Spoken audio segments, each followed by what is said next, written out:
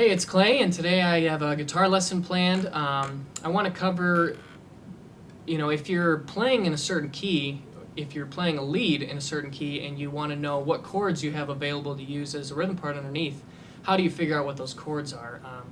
So covering a little bit of some basic music theory and just practically how to put together rhythm parts so that you can know what scale to solo with. So the first things first, I'm going to use the major scale because it's the most simple, and everything else is kind of derived off of it. But this is probably most commonly referred to as harmonizing the scale. So, and basically what you do is, so let's start with your scale. I'm going to go with C major because it's easiest.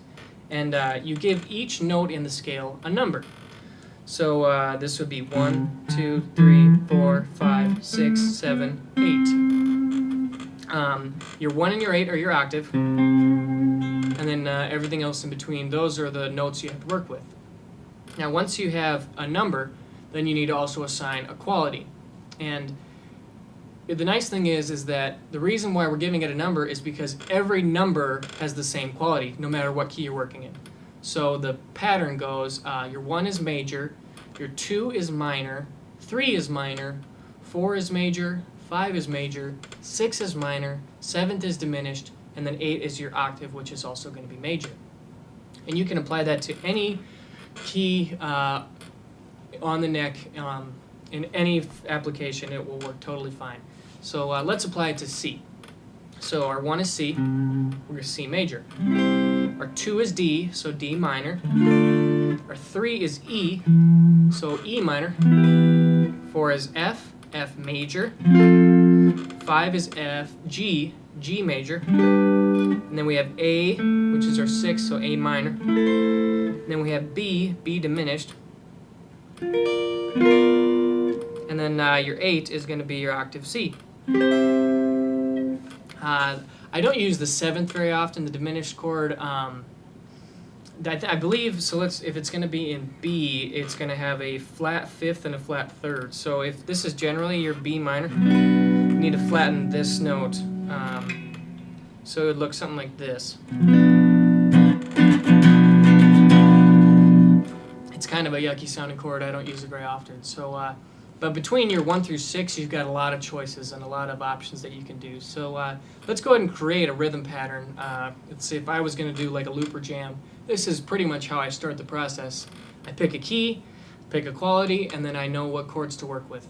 So if we're going to go in C, let's do something pretty basic. Let's go 1, 2, 4, 5. So your 1 in C is going to be C major. Your 2 is A minor. Your 4 is F major. Your 5 is G major. So that would sound like this.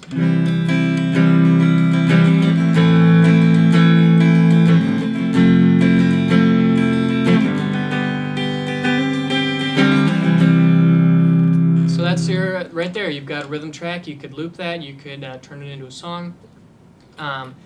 It's pretty easy to do. Now let's, the 1, the 4, and the 5 are probably going to be your most common, and those are going to be in pretty much almost every single chord progression out there because those are the major chords. And then the 2 and the 6 are also used pretty commonly to kind of provide some tension and some minor, so it's not all happy major chords. So let's shift this. Let's try going to the key of G. So our G is 1, 2, 3, 4, 5, 6, 7, 8. So your 1 is G, your 4 is C, your 5 is D. Now how many songs are there out there that have G, C, and D in them? A ton. And that's because those are the 1, 4, and 5. Your 6 would be E minor, and your 2 would be A minor. So something like 1 to 5, 6 to 4,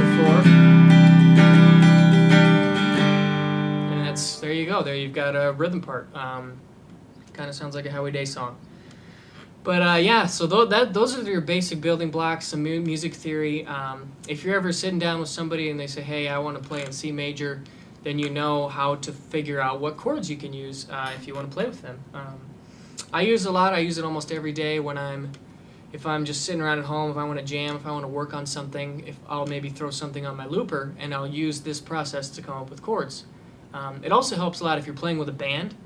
If you, let's say you're playing a song and you know where the chords are at, if you can figure out what those numbers are on those chords, and let's say the singer wants to move it up a whole step, you can do that without freaking out, because the relationship isn't any different. So if you know you're playing 1, 4, 5 and he starts in G but he wants to move it up to A, well, you can still figure out, well, your 1 is going to be A, your 4 is going to be D, your 5 is going to be E. So it's a quick and easy way to transcribe songs, and it's just it's some good basic music theory to help get you jamming. So I hope you guys enjoyed. Let me know if this has been helpful, or if you'd like to see more lessons. I haven't really done too many lessons on my channel in the past, so if you'd be interested in hearing more, let me know. But I hope you guys have a good one. See ya.